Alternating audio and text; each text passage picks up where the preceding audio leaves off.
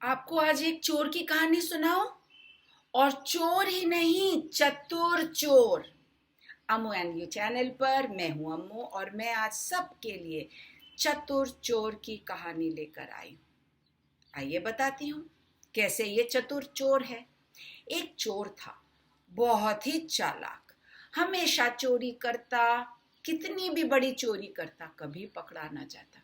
चोरी इधर, इस रात को इधर किया, उस रात को उधर किया, सब तरह से अलग अलग चोरी करते करते उसने बहुत पैसे इकट्ठे कर लिए।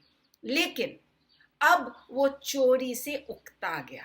उसने कहा, अरे बाप रे, हर रोज सोचना पड़ता है, नया उपाय निकालना पड़ता है, चोरी के नए नए तरीके। अब तो थक गया हूं, अब कुछ और करना चाहिए।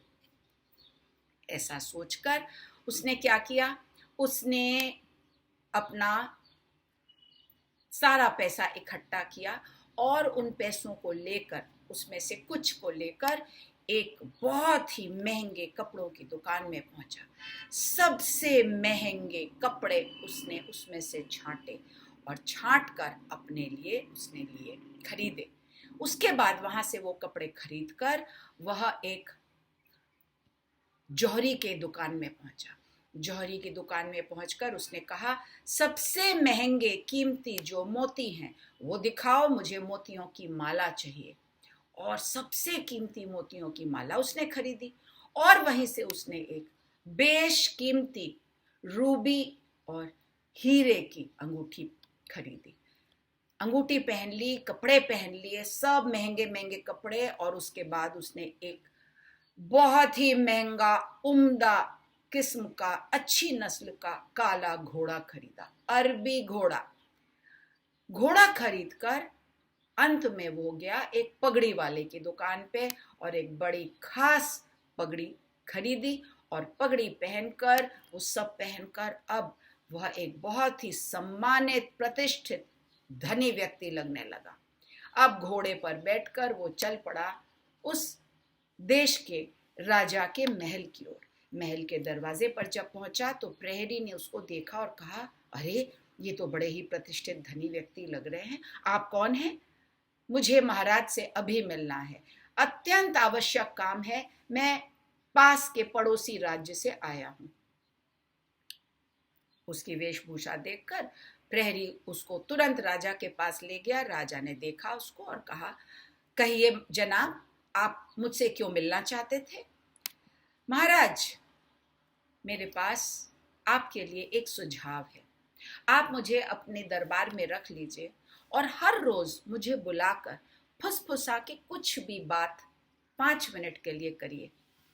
हर रोज ऐसा करने से मैं आपको प्रतिदिन इस काम के 100 स्वर्ण मुद्राएं दूंगा।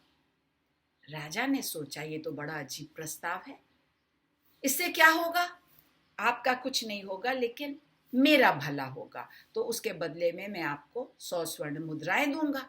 राजा ने सोचा, बुला के अगर फुसफुसा लेता हूं तो अच्छी बात है, कोई नुकसान तो नहीं है, और ऊपर से ये स्वर्ण मुद्राएं रोज देगा तो हमारे खजाने में कितने पैसे आ जाएंगे, इससे प्रजा का हम कितना भला कर सकते हैं। उसने कहा, ठीक है, मैं तुम्हारे इस प्रस्ताव से सहमत हूं। और ऐसा कहकर उसको अपने दरबार में रख लिया। अब अगले दिन ही सुबह दरबार में जब सब पूरा दरबार खचाखच भरा था, तब महाराज ने इसको बुलाया और कान में फुसफुसा के ऐसे ही कुछ कहा। फुसफुसाते समय ये जो चोर था, इसने वहां दरबार में बैठे हुए प्रधानमंत्री की ओर देखा। प्रधानमंत्री को लगा, अरे ये मेरी तरफ देखकर क्या बात हो रही है। बात हो गई, ये वापस आ गया। जैसे ही दरबार समाप्त हुआ, प्रधानमंत्री तपाक से गया चोर के पास, ए जी आप कौन हैं और मेरी तरफ देखकर राजा से आपकी क्या बात हो रही थी? चोर मुस्कुराया और बोला, मैं दरबार में नियुक्त नया मंत्री हूं और मुझे खास काम के लिए राजा ने रखा है।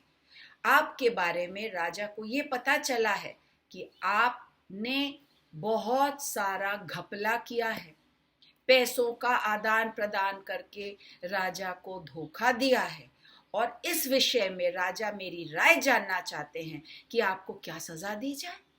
हैं? मैं तो इतने सालों से राजा के साथ हूं, मैंने कभी कुछ ऐसा नहीं किया और अभी भी नहीं। राजा को ये गलतफहमी कैसे हुई? मैं अभी जाकर उनसे बात करता हूं। नहीं नहीं, चोर तुरंत बोला। राजा बहुत क्रोधित हैं, मैं उनको समझा दूंगा, आप निश्चिंत रहिए। मंत्री चले गए और शाम को 1000 स्वर्ण मुद्राएं चोर के घर भिजवा दी।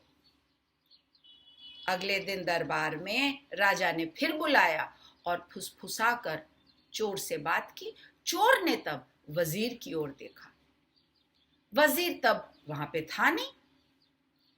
सेनापति नजर आया, सर घुमा के सेनापति को देखा और कुछ मिनटों बाद अपनी जगह पर आकर बैठ गया।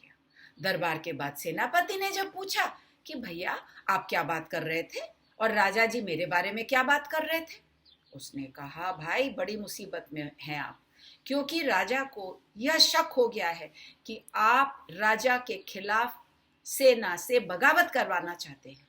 क्या? ऐसी तो मेरी कोई भी मंशा नहीं है, लेकिन राजा को लगता है मैं अभी जाके गलतफहमी दूर करता हूँ, इतने सालों से मैं वफादार हूँ। ना ना ना, राजा बड़े गुस्से में हैं। चतुर चोर बोला, मैं समझा दूंगा, सब ठीक हो जाएगा, आप निश्चिंत रहिए। शाम को सेनापति ने भी स्वर्ण मुद्राएं 1000 भिजवा दी। उसके अगले दिन वजीर की बारी आई। वजीर के साथ भी यही हुआ और शाम को स्वर्ण मुद्राएं पहुंच गईं। इस तरह से हर रोज किसी न किसी की तरफ देखकर, चाहे वो मंत्री हो, प्रधानमंत्री हो, वजीर आजम का तो हो ही गया था, खजांची हो, यहाँ तक कि रानियों को भी नहीं छोड़ा, सबके तरफ देखते रहे राजा महाराज बात करते समय, और ये चतुर चोर उसकी तरफ देखता और सर थोड़ा सा हिलाता जैसे उन्हीं के बारे में बात कर रहा हो। इस तरह हर शाम को चोर के घर भेंटों का पहाड़ लग गया, पहुंच जाता और एक ही साल में चोर के पास इतने पैसे हो गए कि वो गिन भी ना पाता। अब एक दिन चोर राजा के पास पहुंचा और बोला, महाराज देखिए ये इतने सारे पैसे का मैं मालिक हूँ, इन पैसों का मैं क्या करूँ, इसके सही हकदार आप हैं, आप ये ले लीजिए और राजकोष में भर लीजिए, प्रजा के काम लगाइए। इतने पैसे कहाँ से आए तुम्हारे पास? तब चोर ने राजा को पूरी बात सुनाई, पूरी कहानी जैसे ही सुनाई राजा को तो यकीन ही नहीं हुआ। राजा पहले सकपका गए, क्रोधित हुए, फिर ठठा कर हंस पड़े। तुमने हमारे सभी विद्वानों को, बुद्धिमानों को बेवकूफ बनाया और किसी को पता नहीं चला। तो आज से मैं तुमको इस राज्य का प्रधान सलाहकार नियुक्त करता हूं, कहो यह पद मंजूर है? अंधा क्या न चाहता, आंखें? चतुर चोर यही तो चाहता था कि उसको दौड़ भाग करना न पड़े और उसको बैठे बैठे सम्मान और पैसा मिले। वही हुआ, राजा का सलाहकार बन गया और ऐशो आराम से रहने लगा और दरबार में सबसे सम्मानित व्यक्ति भी घोषित हो गया। तो था ना चतुर चोर? कैसी लगी कहानी? कमेंट सेक्शन में लिखकर बताइए। लाइक शेयर सब्सक्राइब करिए, बेल आइकन को प्रेस करिए। कहानी सुनने के लिए बहुत बहुत धन्यवाद और अम्मू का दोबारा आने का इंतजार करिए। अम्मू कहती है टाटा।